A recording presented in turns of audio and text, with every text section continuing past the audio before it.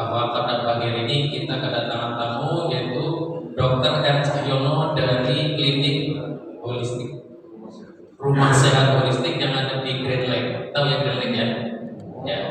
Nah, nanti biar lebih lengkap beliau nanti akan berbicara.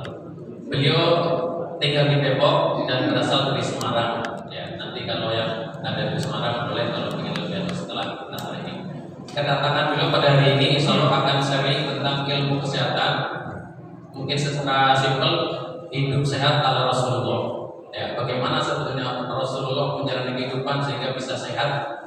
Tapi umatnya banyak sekali yang umur-umur seperti kita itu terutama sudah mulai berbincang tentang dokter siapa, kemana atau pengobatannya, sakitnya apa, asam urat atau jantung atau dan sebagainya.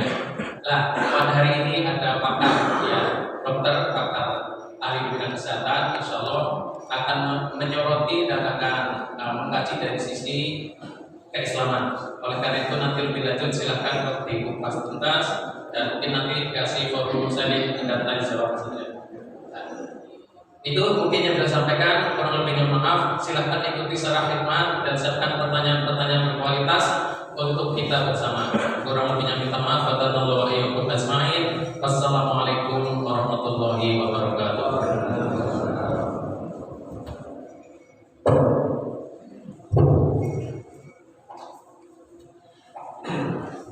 Bismillahirrahmanirrahim. Assalamualaikum warahmatullahi wabarakatuh. Puji syukur kita panjatkan kehadirat Allah Subhanahu wa taala atas nikmat yang terus dilimpahkan kepada kita semua, baik nikmat iman, nikmat Islam, nikmat kesempatan, dan pastinya juga nikmat kesehatan. Salam serta salawat selalu tercurah kepada junjungan kita Nabi besar Muhammad SAW, keluarganya, sahabatnya, dan semua pengikut-pengikutnya hingga akhir zaman. Semoga kita termasuk yang mendapatkan syafaat beliau nanti di akhirat. Terima kasih saya ucapkan kepada Bapak Ketua Dewan Perguruan Masjid Baitul Rahman, wakilnya dan segenap pengurus masjid, dan tentunya juga para jemaah, bapak-bapak, ibu-ibu pada sholat subuh yang dirahmati dan cinta Allah Subhanahu wa taala. Perkenalkan, kami Dr. Cahyo mewakili Predikti Perhimpunan Dokter Digital Terintegrasi Indonesia, mewakili Perhimpunan Dokter Herbal Medik Indonesia, mewakili Aspetri Asosiasi Pengobat Ramuan Tradisional Indonesia, dan mewakili secara khusus klinik kami Rumah Sehat Holistik Indonesia dan Kampung Sehat Holistik. Bapak Ibu sekalian, kegiatan kita pada pagi hari ini kami namakan Manasik Kesehatan. Adapun tujuan dari manasik kesehatan yang pertama, tentunya kami akan memberikan pendidikan ilmu kesehatan, ya, mencegah lebih baik daripada mengobati. Tentunya sekali lagi harus dilandasi dengan pendidikan, ya, ilmu kesehatan. Semoga kedatangan saya ke sini bisa menjadi ilmu yang bermanfaat buat Bapak Ibu sekalian. Lalu tujuan kedua dari kegiatan manasik ini, kami akan memperkenalkan sebuah metode pengobatan gabungan antara pengobatan medis konvensional ala barat dan pengobatan tradisional ala timur, yang dimana kita sebut sebagai pengobatan holistik integrated medicine. Dan hari ini tentunya kita ada satu tema yang kami akan angkat, judulnya adalah kenapa penyakit kronis sulit untuk disembuhkan, ya, dan bagaimana cara mencegahnya. Tentunya hari ini pencegahannya ini dengan cara pengobatan holistik, dengan cara sehat ala Rasulullah SAW. Kenapa saya melakukan manasik kesehatan dari masjid ke masjid, ya, yang alhamdulillah sudah kita jalankan lebih dari 5 tahun, ya. Tujuannya tidak lain dan tidak bukan, kembali lagi saya tegaskan di sini, ini untuk pencegahan terhadap penyakit yang hari ini sempat terlupakan karena adanya pandemi COVID-19.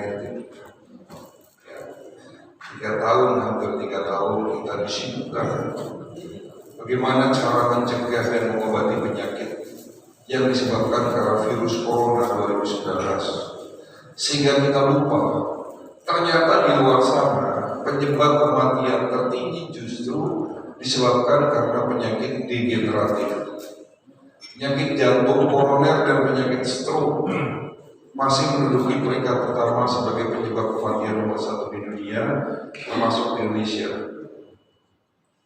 Lalu disusul Badan Kesehatan Dunia WHO menyatakan negara kita Indonesia menduduki peringkat ke-6, yang dimana masyarakatnya sakit diabetes mellitus peringkat ke-6 seluruh dunia, dan angkanya terus bertambah, sehingga perlu adanya upaya pencegahan. Ya, inilah tujuan kami melakukan pendidikan kesehatan, kegiatan manasik kesehatan ini, ya, dari masjid ke masjid, agar masyarakat Indonesia khususnya kaum muslimin itu sehat.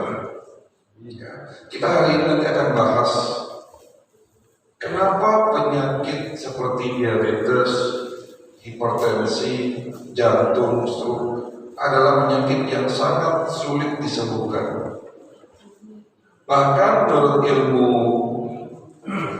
kedokteran medis konvensional dikatakan penyakit tersebut tidak dapat disembuhkan dan harus minum obat seumur hidup.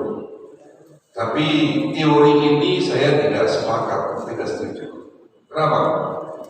Karena Rasulullah SAW pernah bersabda dalam salah satu hadisnya yang berbunyi, likulli da'in dawa, setiap penyakit pasti ada obatnya. Nah, inilah yang menjadi alasan kedua saya kenapa saya hijrah. Hijrah bukan berarti meninggalkan ilmu pengobatan medis, tapi kami belajar lagi pengobatan di luar medis. Saya dari Semarang, ya. Lalu ada juga mitra kami, kawan kami, satu seprofesi, Dr. Jilul Akbar, juga dari Semarang. Kalau saya lulusan Unisula, Universitas Islam Sultan Agung Semarang, ya. Kalau beliau lulusan Undip, selisih 2 tahun, ya saya angkatan 93, di mana Dr. Jilul Akbar angkatan 95. Setelah lulus kami belajar pengobatan, salah satunya adalah pengobatan tibun nabawi, pengobatan tradisional ala Nabi. Ya. Dan saya juga mendapatkan kesempatan luar biasa yang dikirim oleh sebuah perusahaan herbal dari China untuk belajar di sana, di kota Beijing dan kota Anguo, juga dalam rangka mendalami pengobatan tradisional. Ya. Beberapa kali saya mendapatkan kesempatan untuk menjadi seorang konsultan perusahaan herbal dari Eropa. Nah, inilah titik di mana saya menemukan sebuah jawaban. Ternyata dunia tidak sesempit daun kelor, karena ilmu Allah itu luas. Ya. Setelah kami beberapa kali mendapatkan kesempatan belajar dari perusahaan-perusahaan asing, ya, disinilah saya baru memahami ternyata antara pengobatan medis dan pengobatan tradisional ini ternyata bisa digabungkan. Kalau dulu kita mengenal bahwa yang namanya medis sama pengobatan tradisional itu saling berbenturan. Teorinya terkadang bertolak belakang. Seorang dokter di luar sana mengatakan, hati-hati minum jamu, hati-hati minum herbal karena dapat merusak ginjal. Seorang herbalis pun mengatakan, seorang praktisi pengobatan tradisional baik itu tabib atau sinse pun mengatakan, hati-hati kalau minum obat kimia berlebihan, terlalu lama, karena juga dapat merusak ginjal. Lalu mana yang benar? Ya, keduanya benar, tapi juga ada yang salah. Disinilah akhirnya pengobatan holistik menjawab kekurangan dari keduanya. Ya, dimana kalau kita selama ini tahunya bahwa herbal itu tradisional, ya, sifatnya empiris, tidak ada uji klinis, diracik-racik, direbus, ya, itu memang ada efek sampingnya. Karena kalau kita minum herbal, entah itu dari daun sambiluto, daun pegagan, buah mahkota dewa, rimpang-rimpang, ya, itu bukan hanya zat yang baik yang masuk dalam tubuh kita, ampas-ampas atau zat asing atau bahkan logam berat, toksin, racun yang terkandung dalam tanaman itu pun bisa menjadikan kerusakan pada ginjal kita. Jadi statement Dr. Wiwarsana itu tidak salah, tapi kembali lagi terjawab, ya, disempurnakan oleh pengobatan holistik bahwa herbal yang dipakai oleh metode holistik itu bahan dasarnya sama dari herbal-herbal yang ada di sekitar kita, mulai dari akar yang kita sebut rimpang, batang, kulit, daun, bunga, sampai buah, itu bahannya sama. Tetapi yang diambil hanya senyawa aktifnya saja. Zat-zat yang tidak bagus, zat yang tidak baik, itu sudah disingkirkan. Tentunya dengan cara pembuatannya didukung dengan teknologi yang modern. Dan juga ada uji klinisnya. Oleh karena itu, herbal yang dimaksud di dalam metode holistik lebih dapat diterima oleh ilmu kedokteran medis secara internasional.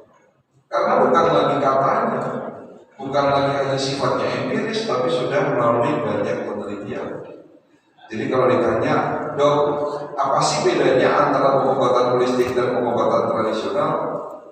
Ya, basisnya sama, bahan obat yang dipakai sama, tapi cara dan teknologinya pasti jauh di atas pengobatan tradisional yang sifatnya hanya tradisional, tidak memakai teknologi. Yang pertama. Lalu beda yang kedua, pengobatan holistik itu apakah bisa digabungkan dengan obat-obat kimia? Bisa. Ya. Jadi kalau ada seseorang yang sudah lama minum obat kimia, misalnya amlodipin bagi yang menderita hipertensi, metformin bagi yang sakit diabetes, apakah bisa digabungkan? Alhamdulillah, ya, herbal dengan basis pengobatan holistik itu bisa digabungkan, tapi hanya dalam beberapa waktu ke depan, di mana setelah terjadi perbaikan, ya, di mana herbal yang diminum oleh seorang pasien itu sudah menunjukkan hasil yang positif, mulai dari darahnya sudah bersih sampai dengan tingkatan sel-sel organnya sudah terjadi regenerasi sel kembali, barulah obat-obat kimia tersebut diturunkan dosisnya pelan-pelan sampai pada tahapan berhenti minum obat, baik dari obat kimia maupun obat herbalnya itu sendiri. Disinilah yang saya maksud, apa benar semua penyakit bisa disembuhkan? Terjawab setelah kami terjun langsung, ya, mendalami pengobatan secara holistik. Dan 15 tahun ini alhamdulillah, ya, pasien-pasien yang sudah dinyatakan tidak bisa sembuh, pasien-pasien yang sudah kronis, bahkan di antara mereka ada beberapa yang sudah hopeless, menyerah, tapi alhamdulillah, ya tentunya kembali lagi ini berkat izin Allah, holistik adalah sebuah jalannya saja, sebuah ikhtiar. Alhamdulillah bisa disembuhkan sampai tuntas. Jadi itulah konsep holistik yang sudah mulai diterima oleh dunia kedokteran, khususnya Indonesia. Tapi kalau di Eropa, di Amerika, di Jepang, di Korea, itu hampir semua rumah sakit sudah metodenya holistik, bukan lagi hanya sekedar medis, tapi sudah kembali ke pengobatan holistik. Karena kembali lagi saya tegaskan di sini, ilmu Allah itu benar, yang tidak benar itu kita sebagai manusianya. Gitu loh. Bagaimana cara kita ya membuat pengobatan ini menjadi benar? Tentunya mengikuti apa-apa yang sudah diajarkan oleh Nabi kita. Baik, Bapak Ibu sekalian, itulah singkat cerita metode holistik yang masih terus kita kembangkan. Kita tidak berhenti sampai di sini karena teknologi berkembang pesat di luar sana. Banyak ditemukan formula-formula herbal terbaru dengan teknologi yang canggih-canggih, ya, sehingga kita tidak, sekali lagi, tidak berhenti sampai di sini. Terus kita update ilmu dan teknologi. Ya, seperti kemarin, ya, saya menemukan teknologi stem cell. Walaupun memang stem cell ini tidak asing dalam ilmu kedokteran, tapi teorinya tahu betul, tapi praktiknya dalam kenyataannya memang sulit untuk bagaimana cara meningkatkan stem cell tubuh. Ya, ada perusahaan herbal dari Jepang menemukan satu formula yang dapat meningkatkan stem cell dalam tubuh. Stem cell apa? Stem cell adalah sel puncak, ibunya dari semua sel yang berfungsi untuk regenerasi sel tubuh kita. Kemarin saya juga mendapatkan informasi ada sebuah perusahaan herbal dari Spanyol yang menemukan formula herbal untuk penyakit kanker. Penelitiannya 27 tahun. Nah, ini tidak main-main. Risetnya panjang, bukti ilmiahnya komplit, ada uji klinis, ya, dapat menyembuhkan penyakit kanker sampai stadium 4 tanpa harus kemo dan operasi. Lalu saya tanya isinya apa? Isinya kayu manis dan green tea. Saya berpikir senyap, apa bisa kayu manis dan teh hijau ini dapat menyembuhkan penyakit kanker sampai stadium 4. Ternyata formula tersebut bukan hanya berbicara mengenai isi dari kandungannya, tapi ternyata kelebihan dari produk tersebut adalah teknologi di balik pembuatannya. Mereka punya teknologi yang kita tidak punya, bahkan dipatenkan di seluruh dunia. Hanya perusahaan tersebut yang punya teknologi tersebut. Nama teknologinya biomolecular activation. Apa itu? Saya pelajari. Ya, ternyata biomolecular activation itu adalah sebuah teknologi yang mampu meningkatkan kemampuan zat-zat aktif, senyawa aktif anti kanker yang terkandung dalam buah herbal tersebut dikuatkan 4.000 kali kekuatannya. Jadi satu kapsul kecil seolah-olah kita bisa, seolah-olah perbandingannya itu minum lebih dari 100 kilo kayu manis dan green tea. Kalau kita minum 100 kilo ya keracunan, jangan 100 kilo. Ya sekilo saja langsung keracunan kan? Karena kadang-kadang kalau kita minum tanaman obat tersebut 90% adalah ampas, hanya 10% yang aktifnya saja yang inti dari obat itu sendiri. Sehingga kalau kita minum misalnya secara tradisional dengan ramuan-ramuan seadanya, ya benar, hati-hati karena masih banyak ampas, sampah, zat yang tidak baik masuk dalam tubuh kita. Nah, kembali lagi, inilah yang dimaksud holistic integrated medicine. Ya, teknologi itu berkembang pesat. Jadi Jadi kita jangan tutup teknologi, ya harus melek teknologi. Jadi kalau ada dokter di luar sana mengatakan tidak mungkin herbal dapat menyembuhkan diabetes, hati-hati minum herbal, nah, itu sudah kurang tepat. Berarti dokternya tidak update teknologi, tidak update ilmu, hanya berkutat kepada ilmu medis saja. Walaupun dia seorang profesor sekalipun, tapi kalau bidang ilmuannya hanya di bidang medis, sementara tidak membuka diri untuk mempelajari pengobatan-pengobatan di luar medis yang sudah mendapatkan pengakuan di luar sana, ya pasti ibu berobat ke profesor tersebut pasti akan mengatakan hati-hati minum herbal. Bahkan ada yang menurut saya ini naif, tidak mempelajari herbal secara benar, ya, tapi sudah menjudge bahwa semua herbal di Indonesia ini tidak baik. Nah, itu yang kurang tepat menurut saya. Ya. Baik, Bapak Ibu sekalian, kita langsung masuk materi. Judulnya menarik. Sebetulnya judul ini sudah sering saya sampaikan di setiap seminar saya, karena sudah 5 tahun, ya. Jadi kalau Ibu hari ini, Bapak hari ini ingin mengulang kembali apa yang saya sampaikan di sini, ya, nanti silakan buka YouTube, ketik manasik kesehatan, karena sudah banyak masjid-masjid yang mengupload manasik kesehatan dengan judul ini ke YouTube-nya mereka masing-masing. Tapi kalau ingin mendapatkan materi yang lebih spesifik lagi, bicara mengenai penyakit diabetes, hipertensi, jantung, stroke, silahkan juga buka YouTube, ketik Sejadah SCTV. Pernah nonton acara Sejadah di SCTV, Pak?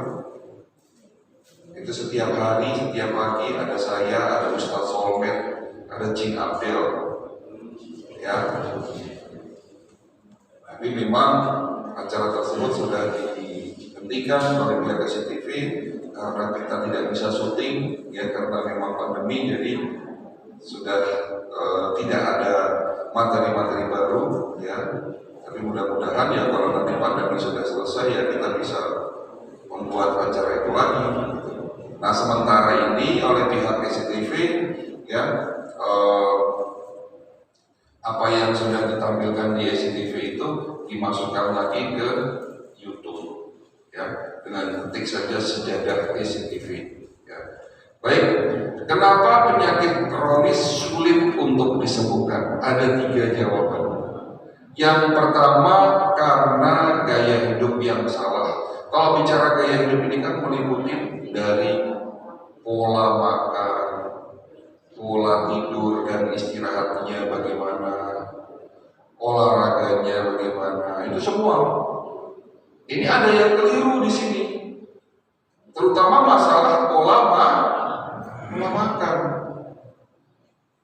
Ada hadis kedua. Kalau hadis pertama tadi bunyinya likulli da'in dawaun, setiap penyakit pasti ada obatnya. Hadis kedua di sini mengatakan tidak ada tempat yang lebih buruk kecuali di dalam perutnya anak cucu Adam. Nabi ingin mengatakan kepada kita, ternyata tubuh kita ini ada satu tempat yang buruk, namanya usus.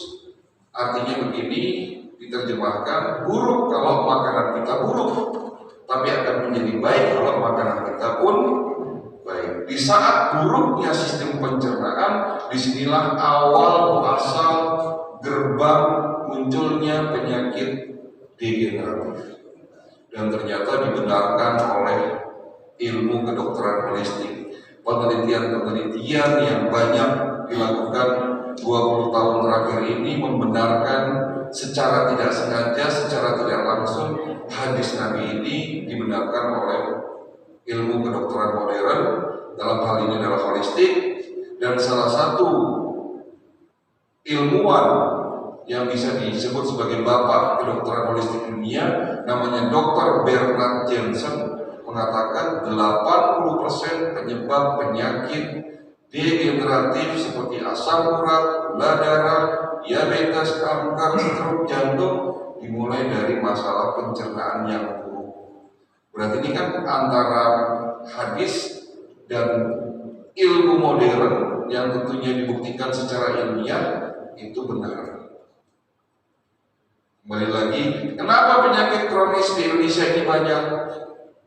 15 tahun, 20 tahun saya jadi dokter, 15 tahun saya menjadi dokter praktisi pengobatan holistik, dokter spesialis naturopati. Selalu setiap hari didatangi pasien kalau ada hipertensi, diabetes, jantung, stroke, gagal ginjal, dan angkanya terus bertambah, Bapak Ibu sekalian.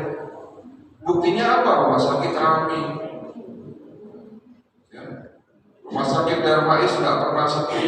Rumah sakit harapan kita untuk penyakit jantung 2 kali lipat lebih ramai daripada Darmais. Rumah sakit umum daerah di setiap provinsi selalu ramai dan ngantri.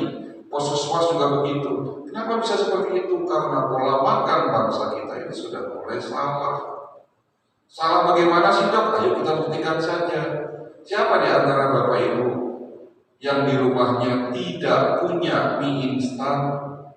Tunjuk tangan, ada nggak yang tidak punya mie instan? Hanya 1 orang yang tidak punya. Nggak pernah beli mungkin. Atau stoknya habis. Stoknya lagi habis. Belum beli. Jadi kita buktikan nih pola makan bangsa kita seperti apa. Siapa di antara Bapak Ibu yang dalam waktu 1 minggu tidak makan goreng-gorengan? Impossible sepertinya dok, kalau nggak makan goreng-gorengan. Siapa di antara Bapak Ibu yang setiap hari makan minimal 3 jenis buah-buahan? Pertanyaan ini ada maksudnya Pak? Ya, pertanyaan saya barusan 3 macam pertanyaan ini ada maksudnya. Ayo kita jawab. Kita telaah, kita pelajari. Tubuh manusia ini terdiri dari 3 unsur. Mind itu pikiran, body, jasmani yang terlihat, dan soul, jiwa. Inilah yang membedakan antara manusia dengan makhluk lain, membedakan antara manusia dan hewan. Antara pikiran, jasmani dan rohani harus selaras jalannya. Kalau ada salah satu yang timpang, ada salah satu yang sakit, akan berdampak kepada sakit yang lain. Contoh misalnya di saat ibu lagi stres, banyak pikiran, depresi, ya, itu akan berdampak kepada fisiknya. Kan begitu kan? Begitu juga sebaliknya. Nah, kita hari ini sedikit bicara masalah jasmani. Bagian terkecil tubuh makhluk hidup secara jasmani namanya sel. Jadi kalau ingin membuat tubuh kita kuat, ya pastikan sel-sel tubuh kita sehat dan kuat. Apa rahasia supaya sel-sel tubuh kita sehat dan kuat? Yang pertama, berikan nutrisi yang terbaik. Makanan sel adalah asam amino. Asam amino itu dari protein, bukan karbohidrat. Karbohidrat itu hanya sebagai sumber energi.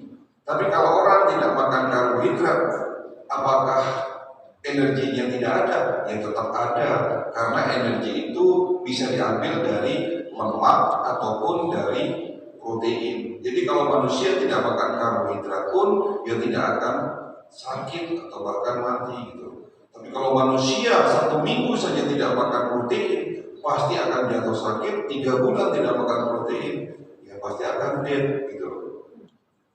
Jadi makanan sel adalah protein. Makanan sel yang kedua adalah oksigen, dan tentunya yang ketiga adalah air. Ya.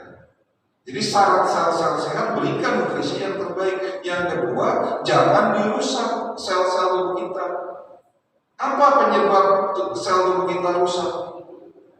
Penyebab kerusakan sel adalah radikal bebas. Tolong ini diingat. Sel-sel yang rusak dalam tubuh kita, ya, tergantung radikal bebas ini merusak mana. Misalnya merusak pankreas.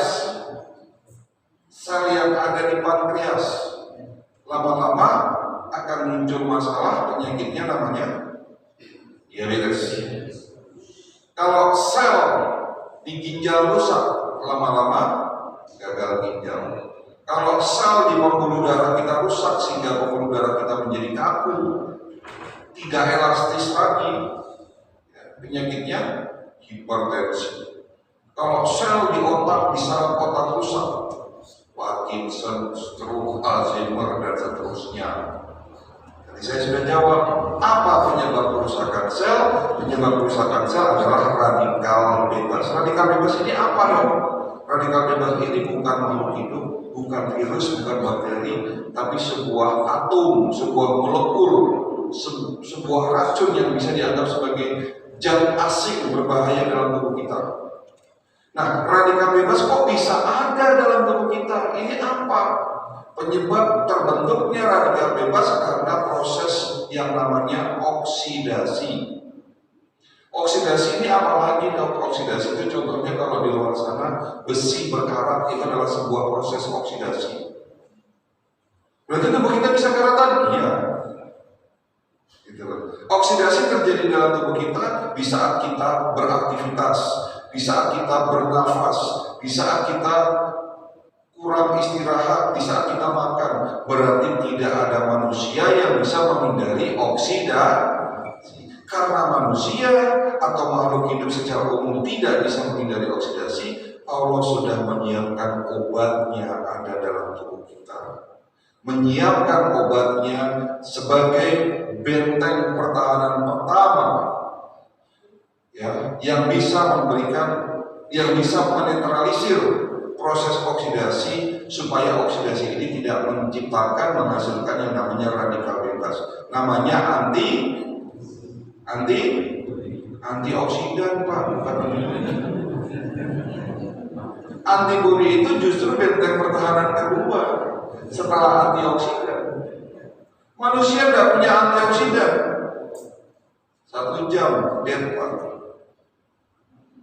Ya. Diproduksi mulai dari antioksidan ada di sel, di otot, di tulang, di seluruh organ, di pembuluh darah. Itu diproduksi sebagai benteng pertahanan pertama. Ini obat dari segala macam obat. Tapi kalau produk antara produksi dan proses oksidasi tidak balance, ya, oksidasinya lebih banyak dibandingkan produksinya antioksidan tadi, sehingga terbentuk namanya radikal bebas. Hal-hal apa saja yang dapat menurunkan produksi antioksidan? Yang pertama pastinya karena faktor usia. Usia sudah 40 tahun ke atas, itu produksinya secara fisiologis itu akan menurun. Yang kedua, gaya hidup yang salah inilah yang menyebabkan oksidasi terjadi naik 2, 3, 4 kali lipat. Hal-hal apa saja yang menyebabkan naiknya oksidasi dalam tubuh kita? 1, kurangnya istirahat, diforsir, bekerja lalu sampai larut malam. 2, kurang minum air putih. 3, makan makanan yang tidak bagus.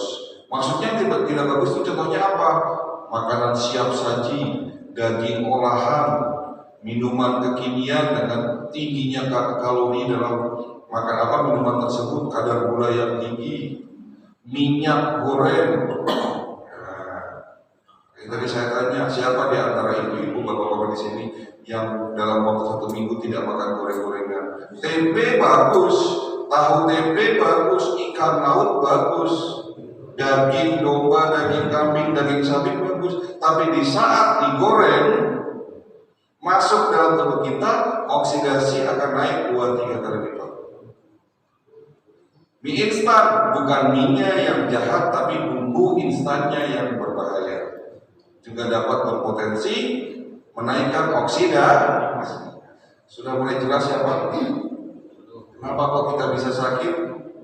Apa penyebab sakit? Jawabannya tadi, proses oksidasi yang terlalu tinggi dalam tubuh kita. Apa ciri-ciri mereka yang oksidasinya tinggi dalam tubuhnya?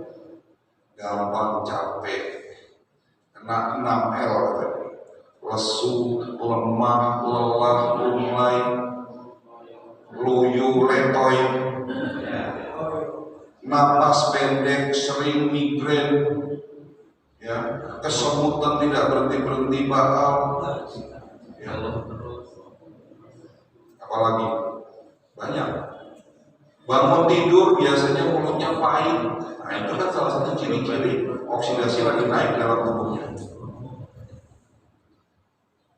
Ya, kok ada semua di saya dong. Ya.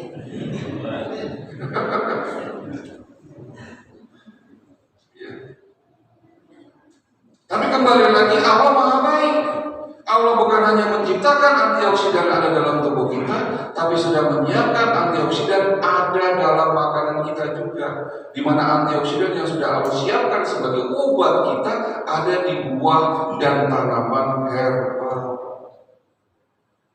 Yang tadi kita sudah buktikan lagi, siapa di antara Bapak Ibu yang setiap hari makan minimal 3 jenis buah-buahan? Pokok banyak banget 3 dong, itu sudah saya korting. Menurut ilmu kesehatan holistik, kalau pengen sehat, kalau ingin antioksidannya bertambah dalam tubuh kita, ya setiap hari makan minimal 5 jenis buah-buahan. Karena setiap buah itu banyak mengandung antioksidan yang jenisnya berbeda-beda. Contoh, antioksidan namanya resveratrol. Antioksidan ini dapat mencegah dan mengobati penyakit jantung koroner. Ada di mana? Buah yang berwarna merah keunguan, terutama buah anggur, buah stroberi, buah blueberry. Mahal dong. Indonesia punya buah yang murah tapi sudah langka, yang dapat menyembuhkan penyakit jantung. Apa itu? Buah jamblang. Buat. Kalau orang Jawa bilang buat ya. Udah jarang, padahal itu adalah buah baik buat bangsa kita. Di mana Allah sudah memberikan anugerah luar biasa terhadap bangsa Indonesia, iklim terbaik, tanah paling subur di dunia, produsen 70% produsen buah terbesar di Indonesia, tapi masyarakatnya lupa makan buah.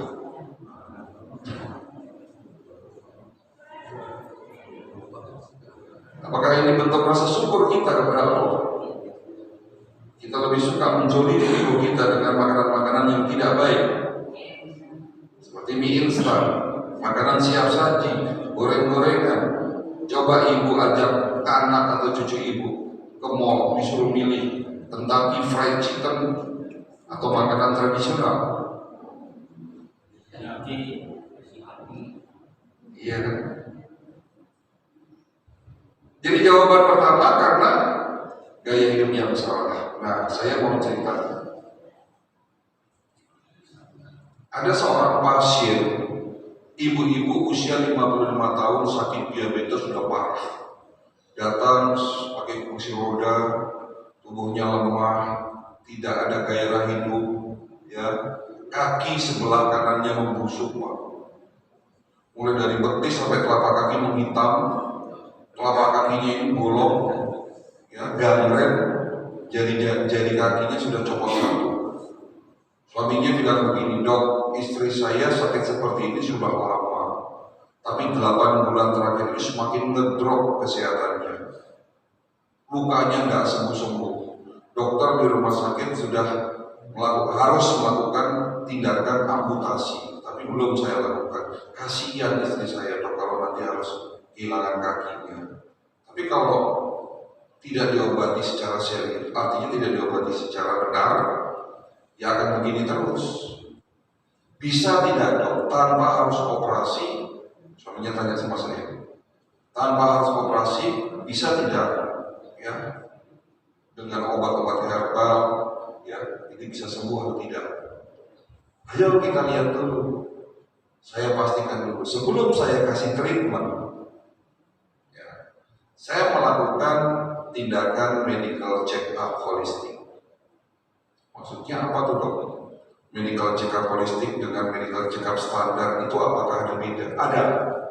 Yang pertama, kalau Bapak melakukan medical check up standar itu harus melalui rujukan seorang dokter. Maksudnya apa tuh? Kok melalui rujukan dulu dari dokter ahli? Ya, dokter tersebut akan memilih pemeriksaan-pemeriksaan apa saja yang sekiranya cocok buat keluhan Bapak.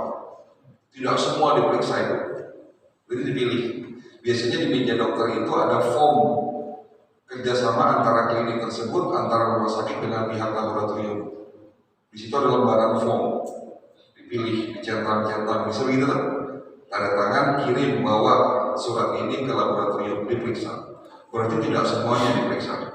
Tapi kalau pemeriksaan holistik, apapun keluhannya, apapun penyakitnya, sakit, setengah sakit atau bahkan tidak sakit pun kita periksa semua. Itu beda pertama. Beda kedua, teknologi dan alatnya beda, tapi tujuannya sama.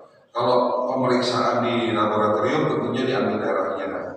Lalu ada pemeriksaan radiologi, mulai dari USG, fotoronsen, CT scan, dan seterusnya. Tapi kalau alat di klinik kami memakai teknologi kuantum. Ini alat baru, saya menemukan alat ini waktu kami masih belajar di Beijing, Cina. Tanpa mengambil darah Bapak, alat ini mampu mendeteksi 250 parameter fungsional organ. Jadi nanti tahuan tuh fungsi otak, fungsi jantung, ginjal, paru, liver, dan seterusnya. Hasilnya berupa angka-angka. Di print 30 lembar. Banyak sekali. Itu saya periksa, hasilnya keluar. Mulai dari otaknya saya lihat pasokan darah ke otak kurang. Adanya indikasi penyempitan pembuluh darah di otak. Jantungnya membengkak, pankreasnya rusak parah, fungsi ginjalnya tinggal 50%. Peredaran darah dan sistem saraf ke kakinya tersumbat, antibodinya melemah, dan parahnya lagi antioksidannya juga sedikit. Alat itu bisa melihat ya oksidasi dalam tubuh kita. Dan ini terjadi akibat apa? Gaya hidup yang salah. Suaminya membenarkan, dok benar, istri saya sejak muda tidurnya larut malam. Jadi Bapak Ibu sekalian, jam 11 malam kita harus sudah tidur. Karena dari jam 11 sampai dengan jam 1 malam, tubuh kita melakukan bersih-bersih. Tubuh kita memproduksi antioksidan.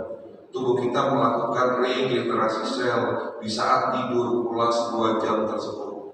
Tapi kalau 2 jam itu belum tidur, proses-proses tersebut akan terhambat. Oksidasi naik.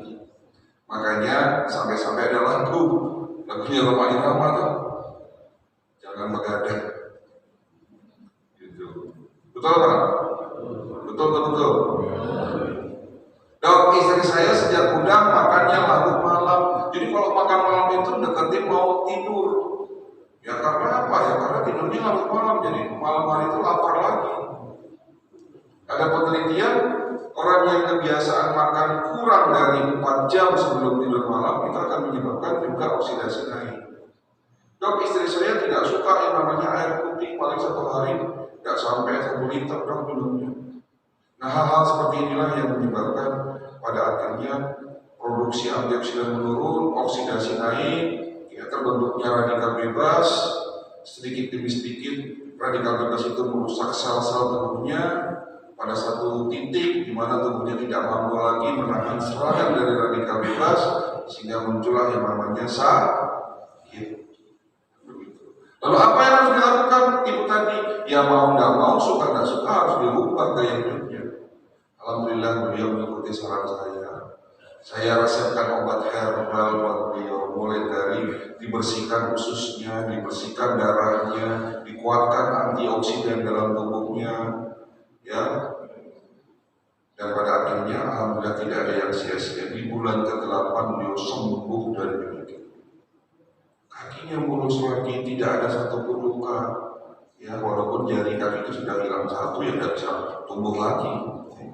Kan kita bukan cicak yang ekornya kalau putus tumbuh lagi. Kalau sudah copot jadinya 1 ya sudah. Tapi bersih, sudah mulus lagi.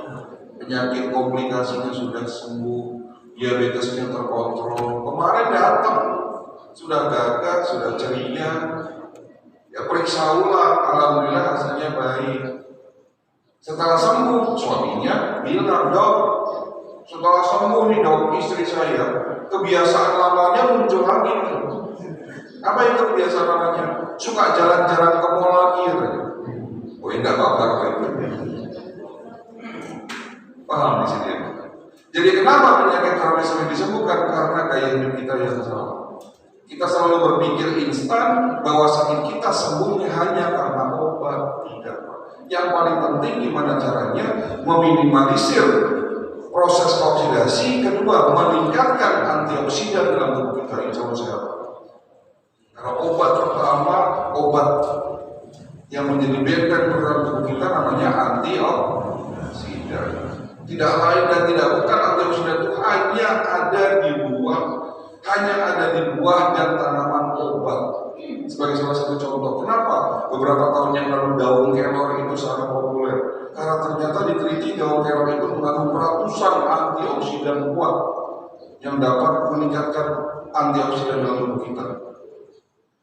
Kenapa sambiloto diklaim oleh Jerman menjadi obat herbal terbaik, 10 obat herbal terbaik di dunia, daun sambiloto? Karena mengandung senyawa aktif yang namanya antioksidan yang dapat meningkatkan kerja dari pankreas, mencegah dan mengobati penyakit kanker dan seterusnya. Tapi kembali lagi, yang saya maksud dalam sebuah obat herbal, dalam ramuan, dalam tanaman obat herbal yang dapat mengobati penyakit kita itu adalah senyawa aktif yang namanya antioksidan. Sehingga sekali lagi saya tekankan di sini, inilah beda antara herbal holistik dan tradisional. Kalau herbal tradisional dalam 1 kilo tanaman obat herbal itu, ya antioksidannya paling beberapa miligram. Sisanya apa ya? Ampas, sampah gitu. Sehingga herbal holistik itu menjawab dalam 1 kapsul, ya isinya adalah 100% senyawa aktif yang namanya antioksidan. Nah, tergantung antioksidannya ini fungsinya buat apa saja. Ada yang buat kanker, ada yang buat memperbaiki diabetesnya, ada yang bekerja di sel-sel pembuluh darah, ada yang dapat mengobati ginjalnya, dan seterusnya. Kalau tadi saya katakan resveratrol dapat mengobati penyakit jantung koroner. Ada lagi yang namanya likopin, dapat mencegah dan mengobati penyakit prostat. Ada di mana? Buah tomat dan semangka. Antioksidan namanya bromelain, dapat mencegah penyakit kanker payudara. Ada di mana? Buah nanas. Antioksidan yang dapat mencegah penyakit Alzheimer pikun. Ada di mana? Buah alpukat. Semua buah mengandung antioksidan, tergantung dari jenisnya buah itu masing-masing. Karena setiap buah mengandung konsentrat antioksidan yang berbeda-beda. Makanya makan buah jangan satu macam, setiap hari makan pisang terus. Ya bukan berarti tidak boleh, tapi ada kandungan antioksidan yang tidak ada di pisang tapi ada di buah lain, gitu loh.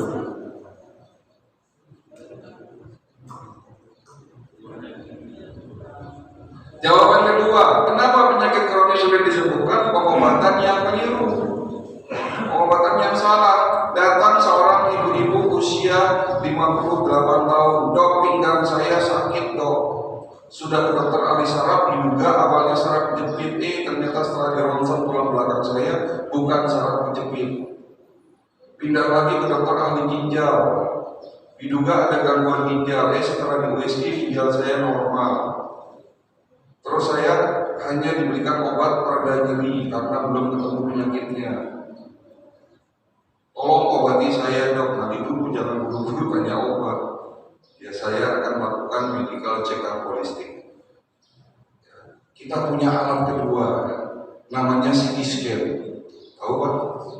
Tapi beda teknologi. Kalau CT scan di rumah sakit teknologinya MRI, magnetic resonance imaging. Tapi kalau teknologi CT scan di kita dengan teknologi gelombang otak NLS, nama alatnya 3D NLS bioscanner, penemuan ilmuwan dari Rusia. Tapi sekarang sudah diproduksi di banyak negara. Alatnya tidak besar, hanya sebesar podium ini, tiduran di sebelah alat, dipasangkan seperti helm ke kepala, nanti keluar gambar-gambar organ 3 dimensi full color dari otak sampai jempol kaki kelihatan semua. Berikut dengan tingkat kerusakannya. Jadi di print. Kalau alat pertama tadi hasil printnya adalah angka, kalau alat kedua ini hasil printnya adalah gambar-gambar organ 3 dimensi. Ibu itu saya periksa pakai teknologi tersebut. Hasilnya keluar ternyata sakit pinggangnya bukan saraf jepit, bukan gangguan ginjal, tapi ada infeksi di rahim. Kok bisa dok infeksi di rahim menyebabkan sakit pinggang? Nah infeksinya ini, kumannya ini yang ada di rahim, menyebar ke tulang panggul, menyebabkan inflamasi atau peradangan di otot-otot dan tulang sendi-sendi di panggul. Setelah tahu penyakitnya itu ya baru saya obati. Tepat diagnosisnya, insya Allah obatnya tepat. Itulah ikhtiar kita. Setelah ikhtiar ya kita berdoa untuk minta kesembuhan. Bagaimanapun kesembuhan itu adalah hak veto Allah. Alhamdulillah beliau sembuh dari penyakitnya. Datang lagi yang kedua, bapak-bapak umur 65 tahun. Dok, saya sering mual, sering kembung, ada nyeri di ulu hati. Kira-kira sakit apa Pak? Sakit mah. Kalau Bapak sakit mah minum obat apa? Berobat. Ganti lagi polisi bilang, puskesmas ya dokter di sana karena nggak diperiksa ya langsung kasih obat omeprazol misalnya. Nggak sembuh-sembuh. Ternyata setelah diperiksa dengan alat yang kita punya tadi bukan sakit mah, tapi sakit batu empedu. Nah kalau sakit batu empedu sembuh nggak pakai obat? Ya nggak bisa sembuh. Berarti pengobatan yang datang lagi ibu masih muda 30 tahun. Dok, sakitnya tuh di sini katanya. Sakitnya tuh di sini kan. Sakit apa Pak? Ya sambil guyonan ibu ini membawa lembaran pemeriksaan rekam jantung, diperiksa oleh dokter ahli jantung, menyatakan jantung bocor. Keluhannya apa Bu? Sering sesel, ya, sering ngos-ngosan, napas pendek. Oh udah lama minum obat jantung udah sembuh ya dok. Ayo kita periksa. Diperiksa kan di scan-nya, kita scan. Organ apa dia di scan? Dia seluruh organ. Ternyata sakit jantungnya, kebocoran jantungnya itu penyebabnya akibat gigi berubah. Kuman yang ada di gigi namanya streptococcus suka hijrah lewat darah, pindah ke klep jantung, menetap di klep jantung, membuat klep jantung kita menjadi kaku dan bocor padanya. Pindah lagi ke bawah, bahayanya kalau sampai ke ginjal kita bocor, lama-lama gagal ginjal. Jadi pengobatan holistik bukan mengobati rasa sakit. Obat yang saya rasakan ini bukan mau menghilangkan nyeri, bukan menghilangkan pegel-pegelnya. Jadi kalau ada pasien di luar sana, dok saya sudah minum obat 3 hari, kenapa nyerinya tidak hilang? Ya karena obat yang saya berikan bukan menghilangkan rasa nyeri. Sehingga butuh nggak obat-obat kimia yang dapat menghilangkan rasa nyeri? Di awal-awal butuh, supaya untuk menghilangkan rasa nyerinya sesaat dulu. Nah, dengan obat herbal yang saya berikan itu butuh waktu minimal 1 bulan untuk memperbaiki sampai dengan tingkatan selnya diperbaiki. Begitu. Kalau betul-betul nanti organnya sudah membaik, ya organ yang sakit sudah membaik, ya otomatis keluhannya juga hilang, kan begitu jawabannya. Karena karena pusing, pegel-pegel, kesemutan, apapun yang kita rasakan, itu sesungguhnya bukan penyakit Bapak Ibu sekalian. Itu apa? Pusing, pegel-pegel, migrain, kesemutan, nyeri, kembung, mual, batuk, itu bukan penyakit, itu adalah alarm tubuh. Cara tubuh ngasih tahu kita, cara tubuh lagi protes, cara tubuh minta hadiah. Lalu kita minum obat kimia terus-terusan yang sifatnya hanya sekedar menghilangkan rasa sakit, berarti mematikan alarm tubuh. Seperti halnya masjid ini punya alarm kebakaran. Suatu saat alarmnya bunyi, oh berarti ada api tuh. Bapak datang ke masjid, bukan dicari sumber apinya lalu dimatikan apinya, tapi alarmnya diputus. Pasti kan tidak bunyi lagi. Lalu Bapak pulang, apa yang terjadi? Sadar-sadarnya apinya sudah besar, sulit dipadamkan. Itu yang terjadi sama tubuh kita. Di saat kita fokusnya hanya kepada rasa sakit, penyebabnya tidak diobati, jawaban ketiga penyakitnya sudah terlanjur parah. Itu jawabannya. Ayo kita buktikan saja. Bapak silakan ke rumah sakit Darmais, tanya sama pasien-pasien di sana. Rata-rata orang yang berobat kanker di Darmais sudah stadium 3, Pak. Jarang yang stadium 1, stadium 2. Rata-rata minimal stadium 3. Yang sudah stadium 4 juga banyak. Pindah lagi ke rumah sakit harapan kita. Rata-rata yang berobat jantung di sana sudah harus pasang ring. Inilah fenomena yang terjadi di 30 tahun terakhir ini, di mana penyakit kronis tidak bergejala apapun di stadium awal. Makanya disebut sebagai penyakit the silent killer. Ya, walaupun diam-diam. Kita sering dengar tiba-tiba si A, si Fulan kemarin masih sholat berjamaah, sekarang lagi rumah sakit, katanya kena serangan jantung. Kan nggak pernah sakit dada, nggak ada sesak, tapi kenapa bisa kena serangan jantung? Bukan penyakitnya yang datangnya tiba-tiba, tapi kita tidak sadar bahwa ternyata sudah ada penyakit dalam tubuh kita. Ya. Sampai di sini jelas.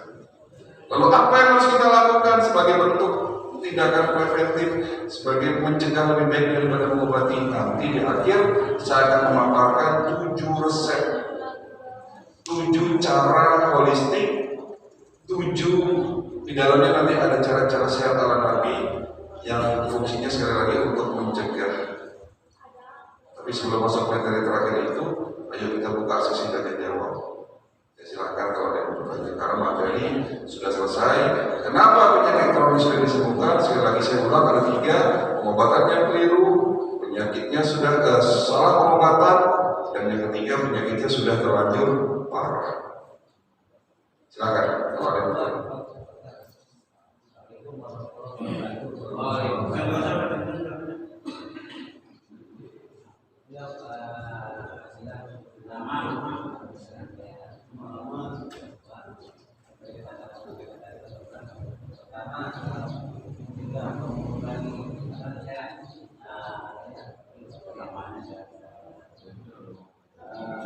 Mengurangi gula atau diabetes itu apa yang konsumsi kita sudah ada yang mulai dari kita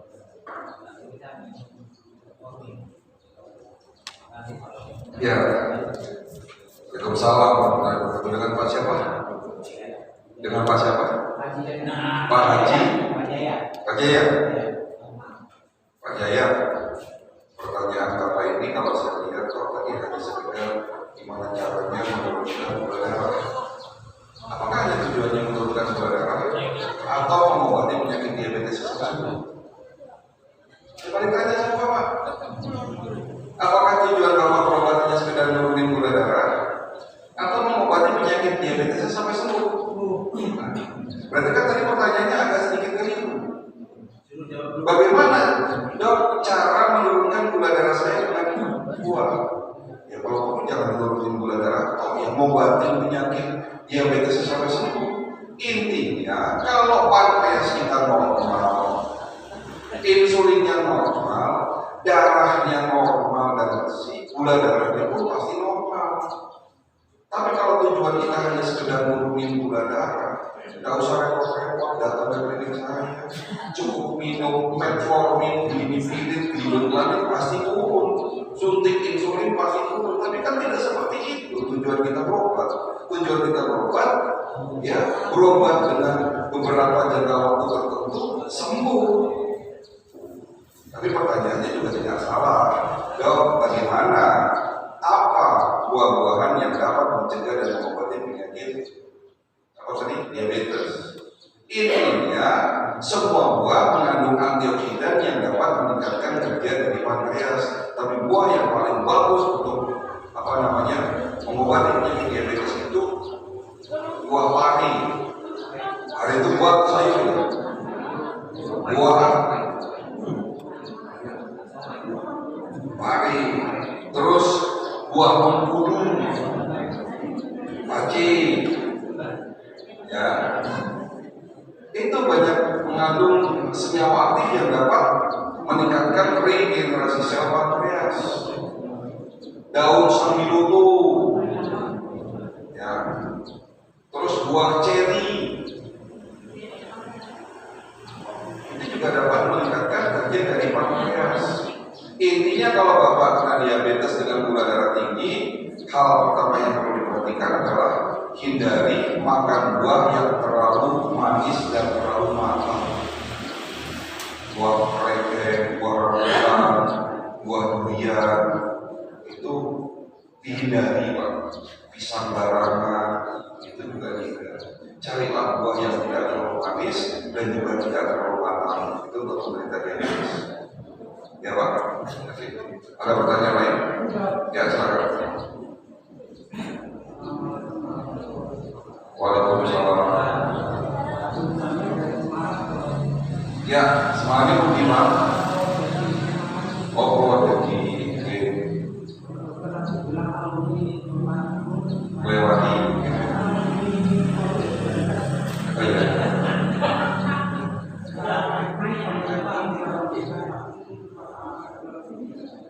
Ntar lagi mau keempat Pak.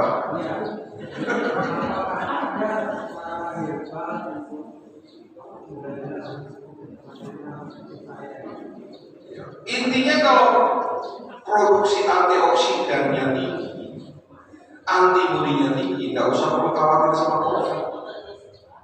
Antioksidan inilah yang menjaga sel-sel tubuh kita dari proses oksidasi. Apa salah satu penyebab oksidasi? Infeksi yang berlebihan, infeksi yang lama dalam tubuh kita. Makanya ada beberapa kasus saya tangani, pasien pasca kena COVID itu akhirnya berakhir dengan penyakit diabetes, hipertensi, bahkan saya sendiri setelah kena COVID 1 bulan di rumah sakit keluar stroke, bukan karena virusnya yang menyebabkan stroke, bukan karena COVID-19 yang menyebabkan diabetes, tapi efek dari infeksi dalam tubuh kita menghasilkan oksidasi dan radikal bebas yang berlebih. Jadi bagaimana cara mencegah dan mengobati COVID-19? Tingkatkan kadar antioksidan dan antibodi dalam tubuh kita. Dengan cara apa? Pertama, yang mengurangi proses oksidasi, kita harus pelajari hal-hal apa saja yang menyebabkan oksidasi naik tadi. Tidurnya larut-larut, itu menyebabkan oksidasi naik. Stres, makan makanan yang tidak baik, kurang minum air putih, itu menyebabkan oksidasi naik. Nah, hal inilah yang perlu dipahami. Setelah itu, minum, makan buah-buahan, minum suplemen yang mengandung antioksidan. Kalau perlu, herbal yang dapat meningkatkan antioksidan. Tapi saran saya, sebelum kita minum herbal, sebelum kita melakukan apapun, saran saya medical check up dulu supaya kita paham ini antioksidan yang cocok buat tubuh saya apa jenisnya, organ apa yang perlu diperbaiki dulu, kan begitu, sehingga obat ataupun buah yang kita minum tidak sia-sia. Di dalam buku saya yang saya tulis judulnya Mind, Body and Soul, di situ banyak contoh-contoh ramuan herbal dan jus buah-buahan dari 1 sampai sekian banyak. Tapi tidak semua orang bisa begitu, tergantung dari kebutuhannya. Ada yang butuh ramuan nomor 1, ada yang butuh ramuan nomor 2, ada yang butuh jus nomor 1, nomor 2, nomor 3 dan seterusnya. Itu melalui apa? Saya bisa mengajukan kalau sudah diperiksa medical check up holistik dari ujung kepala sampai ujung. Oh, Bapak butuhnya jus ramuan nomor 4 misalnya. Seperti itu. Itu lebih baik lagi. Jadi kita minum herbal itu tidak sia-sia. Gitu Pak. Jelas Pak? Oke, terakhir. Assalamualaikum warahmatullahi wabarakatuh. Waalaikumsalam. Dok, saya pribadi tertarik dengan pernyataan dokter tadi di awal bahwa ada pengobatan kanker yang tanpa harus kemo, tanpa harus operasi. Nah, pertanyaan saya yang pertama, di mana ini bisa dilakukan di Indonesia, di Jakarta khususnya? Yang kedua, seberapa besar biaya yang harus dikeluarkan? Karena kalau operasi, kemo itu kan luar biasa efeknya dan luar biasa biayanya. Ya. Kemudian yang ketiga, pertanyaan saya mengenai general check up. Tadi kalau general check up dalam ilmu kedokteran kan pasti semuanya sudah tahu. Tapi kalau general check up yang sifatnya tadi ada alat yang ditaruh dalam kepala, kemudian diketahui semua penyakit yang ada, ini kan luar biasa. Apalagi keluar ke lakukan sebesar apa biayanya gitu. Demikian dan terima kasih. Ya, terima kasih. Untuk layanan pengobatan holistik itu Indonesia memang masih jarang. Sekarang masih jarang dokter-dokter yang terlibat dalam pengobatan holistik pun masih bisa dihitung dengan jari. Ya. Contoh seperti dokter Jedul Akbar juga sebetulnya tidak 100% holistik, tapi lebih banyaknya ke tradisional medicine. Makanya di dalam setiap seminar-seminar beliau selalu memberikan solusi berupa ramuan-ramuan tradisional limpah-limpah yang direbus-rebus. Ya pasti ada positif negatifnya. Positifnya yang namanya limpah-limpah rebusan-rebusan itu biayanya kan terjangkau, bisa dicari, bahkan tanpa biaya itu bisa kita cari-cari. Tapi negatifnya tadi tidak ada teknologi, masih ada efek sampingnya, lalu lama pengobatannya dan seterusnya. Oleh karena itu saya tekankan ya kepada masyarakat, ya kalau minum herbal, terutama herbal tradisional harus didampingi dengan ahlinya, harus ada dasar ilmunya, dipahami dulu, ya butuh tidak, ya cocok tidak buat kita. Jangan sampai niatnya baik tapi hasilnya tidak baik. Ya. Terus di mana klinik holistik yang Indonesia? Satu adalah Rumah Sehat Holistik Indonesia yang kebetulan itu milik saya, ya ada di Tangerang, tepatnya di Green Lake City, Ruko Krom, Blok J nomor 8 Cipondok Tangerang. Kami juga sedang membangun klinik pusat yang setara dengan rumah sakit, ya itu ada di Bogor. Ini sedang tahap pembangunan. Di sana nanti ada rawat inapnya, tapi rawat inapnya di sini agak berbeda dengan rawat inap di rumah sakit. Kalau rawat inap di rumah sakit itu di gedung-gedung, kalau kita tidak di villa-villa. Jadi berobat di sana dapat double, ya diobati jasmaninya, dapat refreshing karena tempatnya ada di puncak Bogor, gitu. Jadi sekaligus refreshing. Nah, tapi kalau Bapak juga ingin sedikit lebih jauh, ya rekan mitra kita punya rumah sakit di Rumah Sakit Holistik Internasional Purwakarta, ada di Wanayasa Purwakarta. Di sana juga ada pemiliknya Dr. Hussein Badri. Ya. Nah, alat-alat kita pun juga sudah siap Pak. Jadi kalau Bapak mau medical check up dengan teknologi yang baru tadi saya sebutkan, ya itu ada di klinik kita. Berapa biayanya? Ini pertanyaan to the point namanya. Pirodok, nanti terakhir saya kasih tahu. Bahkan saya kasih hadiah. Saya kasih hadiah buat Bapak yang masih setia mendengarkan ceramah saya sampai selesai. Insya Allah 10 menit lagi selesai. Mungkin ada ibu ada yang mau tanya terakhir dari ibu. Ya. Kalau tidak ada pertanyaan kita lanjutkan.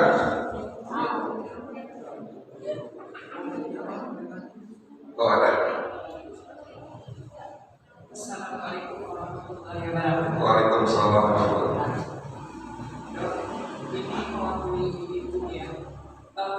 Penyakit ibu-ibu itu kan banyak dari kanker cervix maupun kanker payudara.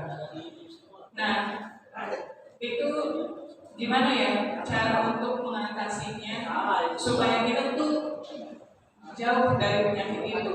Yang kita rasakan sekarang tuh ibu-ibu tidak menyadari gitu. Penyakit itu seperti kanker cervix, tahu-tahunya tiba-tiba udah ada stadium 3 gitu, atau seperti ada minum gitu. Nah, saya minta penjelasan dari dokter. Terima kasih. Assalamualaikum. Waalaikumsalam. Ini pertanyaan baik. Dok, bagaimana cara mencegah penyakit kanker, terutama kanker cervix dan kanker lainnya secara umum, ya kanker payudara dan seterusnya? Ya tentunya pencegahan ini bukan hanya bersifat hanya untuk kanker, tapi untuk semua penyakit. Penyakit jantung koroner dan stroke menjadi pembunuh nomor 1 di dunia. Penyakit diabetes dengan komplikasinya menjadi pembunuh nomor 2 di dunia. Penyakit kanker menjadi pembunuh nomor 3 di dunia. Lalu bagaimana cara mencegah itu semua? Nanti di akhir saya akan memaparkan bagaimana cara mencegah itu semua. Karena ada 7 cara pencegahan lebih baik daripada mengobati. Kanker itu kayak benalu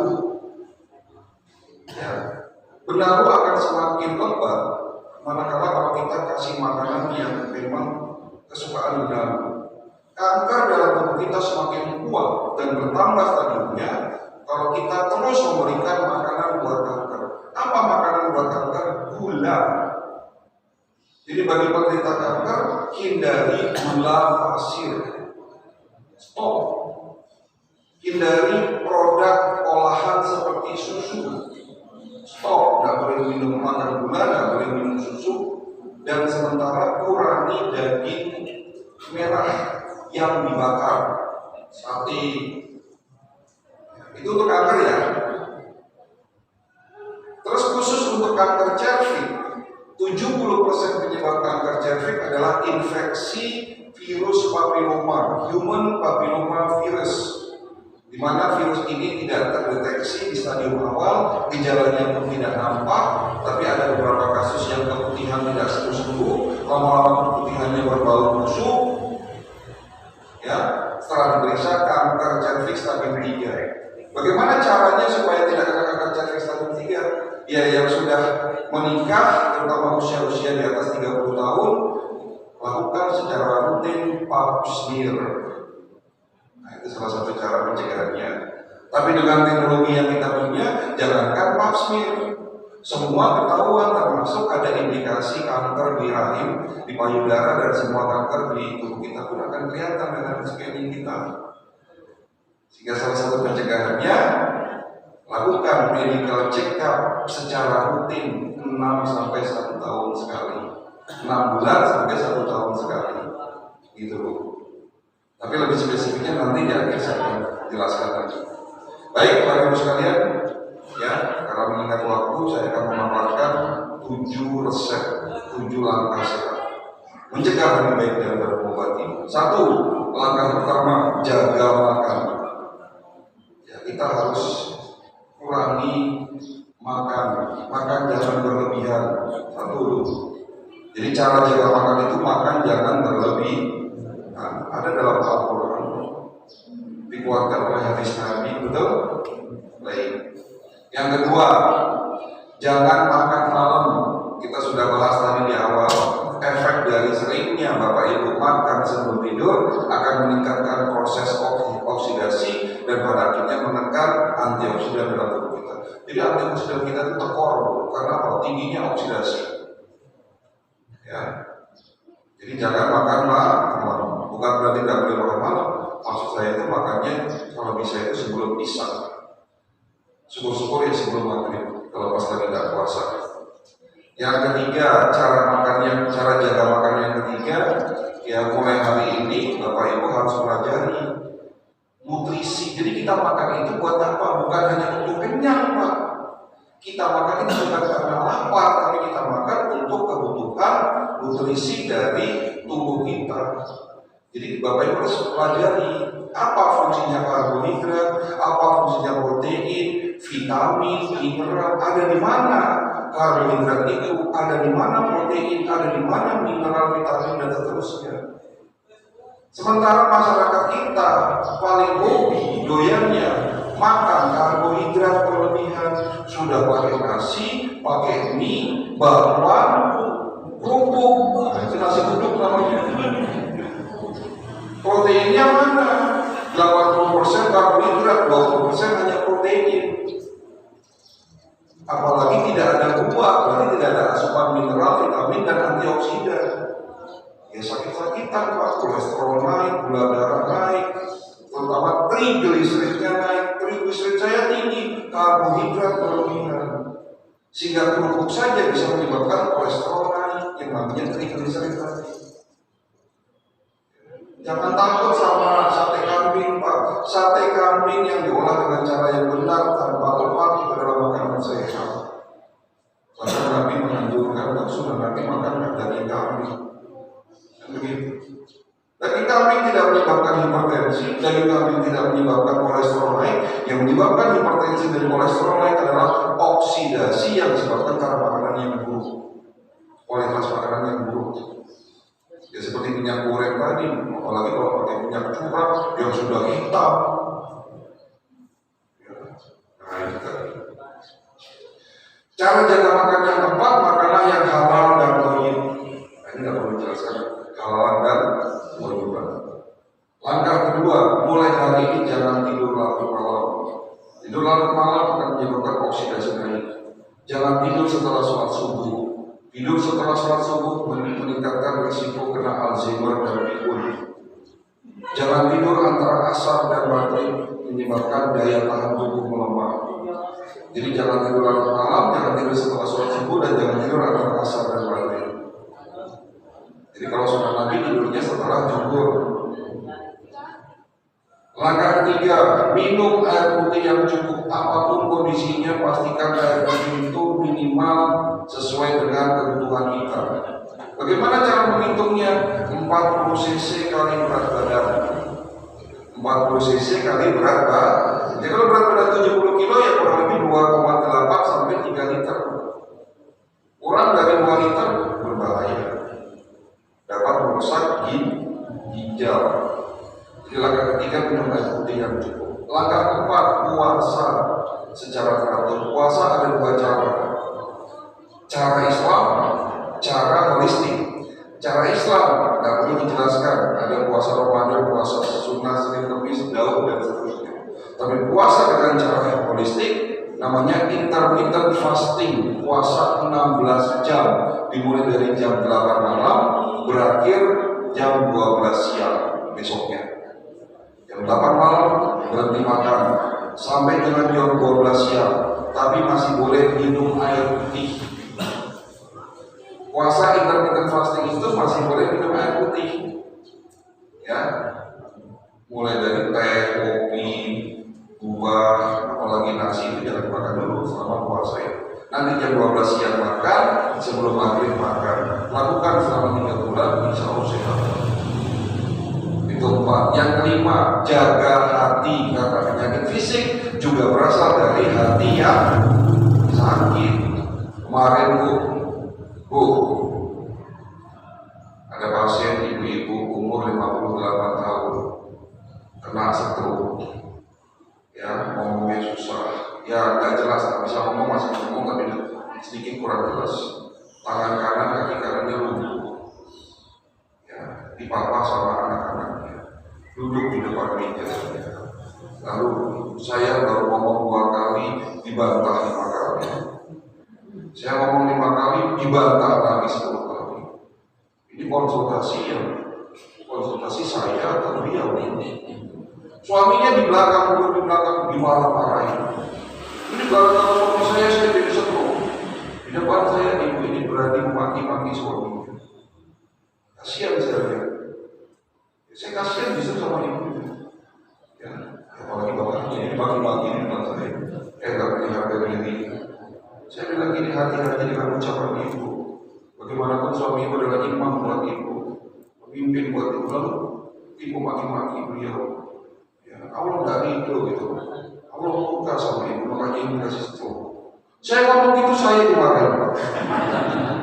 Oh iya marah nih. Anaknya ketawa-ketawa kan. Ya begitu dong.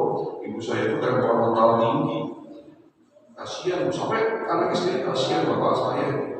Untung sabar, gak diceraiin. Saya suruh pulang. Saya gak punya obat buat penyakit ibu.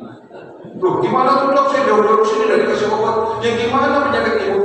Mulainya dari hati. Silahkan ke Ustadz Rukiah, saya bilang begitu.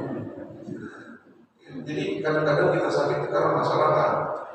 Ada lagi bapak-bapak dari Palembang kemarin setiap bulan berobat. Sebetulnya tidak ada penyakit yang serius, tapi merasa sakit gitu. Kenapa? Karena baru saja meninggal sama istri tercinta katanya. Soulmate saya meninggalkan saya selamanya.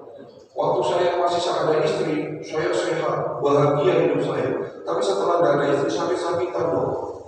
Setiap bulan datang, di bulan ke-6 sembuh. Ngajak anaknya. Nah, ini saya udah ngajak anak saya di depan dokter, saya minta izin, saya mau nikah lagi. Nah, ada apa-apa. Lucu-lucu setiap hari ada yang curhat, ada yang nangis-nangis. Ya karena sakitnya udah parah. Jadi langkah kelima, jaga hati. Langkah keenam, olahraga. Bapak Ibu sekalian, olahraga ini seperti pisau, hati-hati loh. Olahraga seperti pisau. bisa membantu potong makanan, tapi bisa nggak sengaja melukai diri sendiri. Betul? Nah, olahraga begitu, olahraganya harus 3 syarat: teratur, terukur, sesuai umur.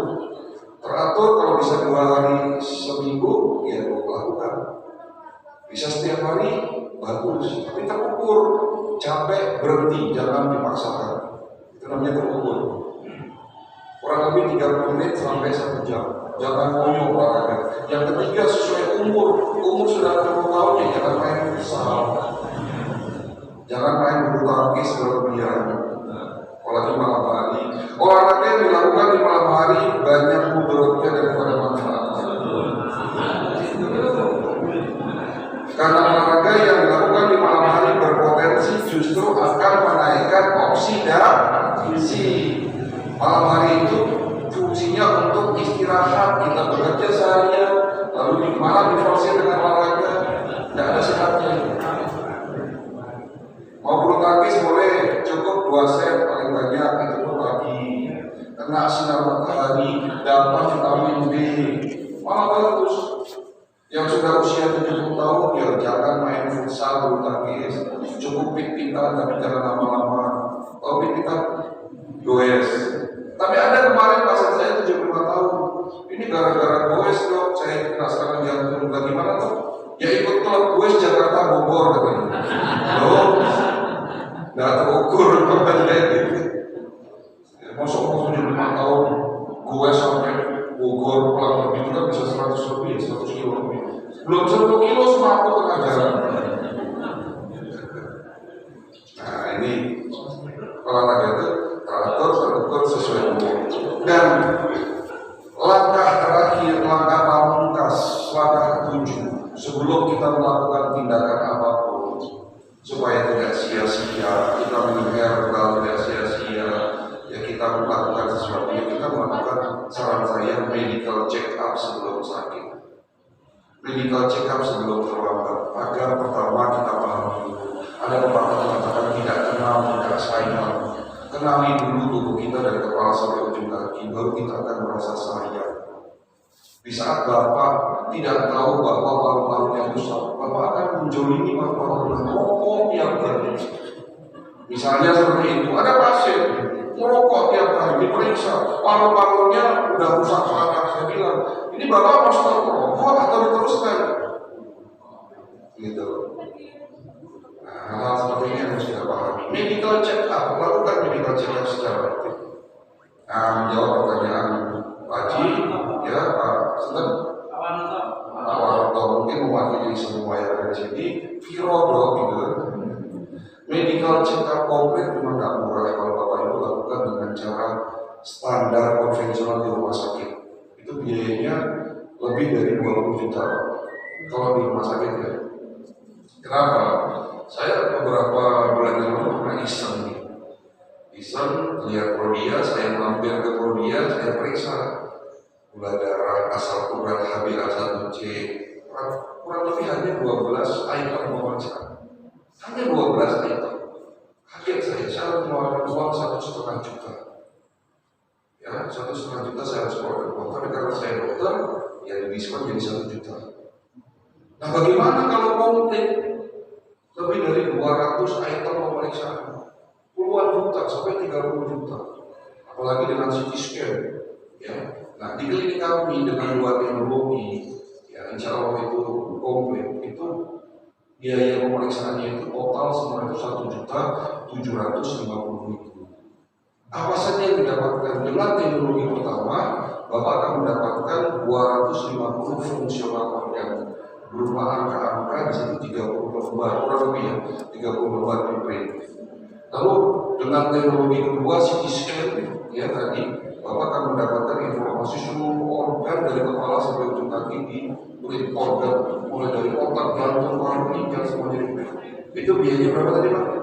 1.750.000. Kalau perhatikan di klinik kami ada 2 status pasien, status umum dan status khusus.